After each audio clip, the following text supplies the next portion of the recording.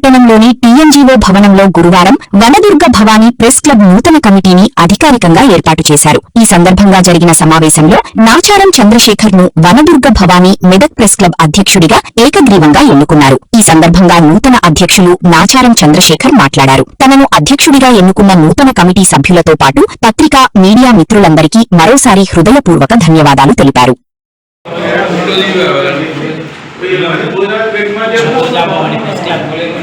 ఎన్నికలలో ఏకగ్రీవంగా ఎన్నుకున్న కమిటీ సభ్యులందరికీ కృతజ్ఞతలు తెలియజేస్తున్నాను. ఇక నుంచి ప్రెస్ క్లబ్ను అన్ని విధాలుగా విలేకరుల సంక్షేమానికి కృషి చేస్తూ సంఘాన్ని అభివృద్ధి పరుస్తూ ప్రతి మండలం తిరుగుకుంటూ విలేకరుల యొక్క సమస్యలపైన కమిటీలపైన ప్రత్యేక దృష్టి పెట్టి వనదుర్గ ప్రెస్ క్లబ్ను దినదిన అభివృద్ధి చేస్తానని చెప్పేసి అదేవిధంగా విలేకరుల సంక్షేమానికి కృషి చేస్తానని సందర్భం తెలియజేస్తున్నాను. నాపై నమ్మకం ఉంచి కమిటీ నాకు బాధ్యతలపై ప్రతి ఒక్కరికి పేరు ధన్యవాదాలు తెలియజేస్తున్నాను.